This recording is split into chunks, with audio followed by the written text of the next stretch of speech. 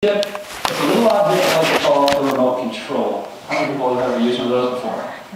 Oh yeah. Alright, I want you to imagine yourself sitting in your living room, watching your favorite program. You kick your feet up. Everybody kick your feet up if you're around as well. There you go. Imagine your favorite show. What's your favorite TV show? Just throw it out there. Just yell it. Mine's Lost. Whoa. Give me, I don't even know. All I do know, I don't remember you, but I think your name. Lost. Good show. Forget it. Hands down. How many people like 24? It's a good show. How many people aren't allowed to watch TV because it's not Christian-like? It's cool, it's okay. Lost, I love. But there is this thing that happens in a home when multiple people sit down at the TV to watch and put the remote control. I don't know, maybe just my family, but whenever TV is going on, we've got 5 different ideas as to what needs to happen on the TV, right? You got your feet up. You sit back, you get a drink, you get some popcorn, you get a little snack, and you're sitting there, and you're about ready to flip your favorite show on, and you accomplish that task. And there it is, boom. So say it's Lost, whatever it is, and then someone comes along, whether it be a sister, brother, mother, and they get all angry and upset. There's one TV in the house.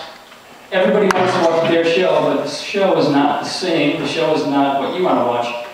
You're watching your show, but then all of a sudden your sister comes in and grabs that remote control and she goes, does that drive you nuts? Has it ever happened to anybody? It drives me insane. All growing up, my family would just fight over the remote control, completely fight over it. Mostly my sister and I. I have a younger sister. It's all that I have for siblings. Most of you maybe come from like a family of 20 living out here in the boonies, but for me, I come from a family of one sister, and we grew up, so we were so close, but when that remote control got in the way, it did its job. But there's something about having control, isn't there? There's something about our lives. There's something about everything in life hinging from this one object, this one illustration, this one picture, that when we don't get what we want, when we aren't in control, we get frustrated, we get angry, we get hurt, and we get lost. It's really what happens. Now this whole entire message for the next couple of days really is going to be talking about this idea and really the understanding through the Bible, through the Scriptures, and this conflict between absolute freedom with this perfect control. Perfect control by God, perfect plan that God has in place for us. But there's always a wrestle, isn't there? You know, when you don't get what you want, whether it be a certain gift at Christmas time, or maybe you don't get what you want in your time frame, or maybe you're really frustrated with where you are in life. I know I'm frustrated where I am in life right now. Completely frustrated. And God keeps reminding me and showing me and smacking me down and saying, Corey, your ideas for your life aren't your ideas. Your life is not your own. It doesn't belong to you. And whenever I get angry, whenever I get frustrated, it's because I don't have control, and I've got to submit that to God. Let me give you an example. I just recently stepped out of my full-time job at my local church. Crazy. I've been a youth pastor for 10 years. I know it's crazy. I'm 30 years old. I look like I'm 14. If I shave this, I look like an overgrown toddler. It's true. But I've been in youth ministry for 10 years.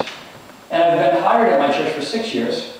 And something in the past 5 months has completely changed.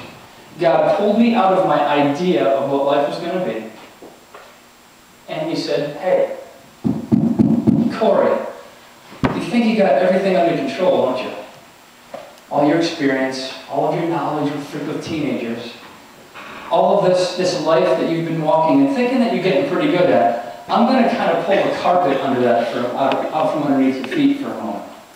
And I'm going to completely change your entire life.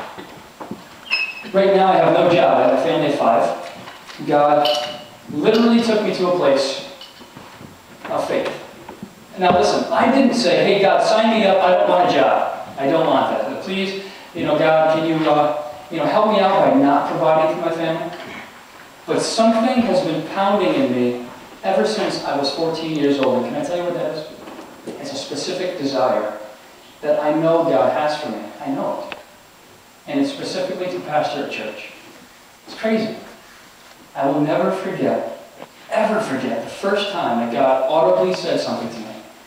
You're probably scratching your head. What?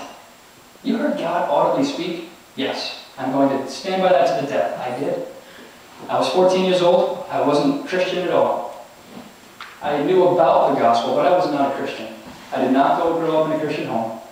And at the age of 14, I had a friend, a younger lady who was really good friends with my best friend, who was the pastor's son in the church that I grew up in. And I was cutting this property, cutting grass. Terrible long noise sound. I was cutting the grass because I cared for a specific friend's house that was in my church, because I would make extra money. And as I was cutting the grass, literally, no word of a lie, God stopped me in my tracks. I was afraid, I freaked out, and God literally said to me, you are going to shepherd a flock. You're going to lay down everything that you've ever done, everything that you've ever known, and you're going to pastor a church. I was like, huh? And I wasn't like that, but in my mind and heart, I'm like, what? I was arguing, but I was afraid, because I knew it was God. And it wasn't God like a cloud and just, here it is, bam. But it was God, and I knew it. And from that moment on, from the age of 14 to 18, I went through a very big confusion, just a confusion. Like, what does this mean? So I did what any normal person would do. I'd get involved in ministry. I would get plugged into my church. I got plugged into a youth ministry. Volunteered there for 4 years. Still not knowing what a pastor is, but trying to figure it out, trying to do that work.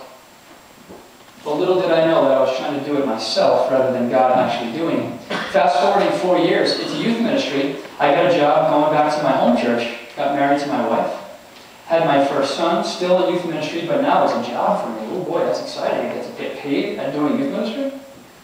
Still having this pastoral desire, my own church one day, how is this going to work? What does this mean? And even now to this point, I'm still afraid. I don't know what's going on. Easter Sunday, I'm going to fast forward a little bit, but Easter Sunday was the first launch of a new church work in Providence that we're actually planting called Sacred Journey.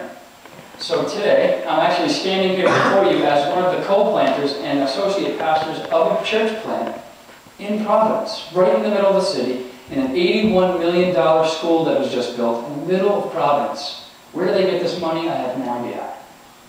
But they built it for teens and students that are struggling in school to get their GEDs to learn a trade, like engineering or cosmetology or landscaping, because they're just struggling students. And we are smack dab right in the middle of Providence. So much need, so much hurt, so much brokenness. And I know now, for the first time in my life, more than ever, as clearly as day, what God said to me at 14 years old is where He has me right now. Amazing. Amazing.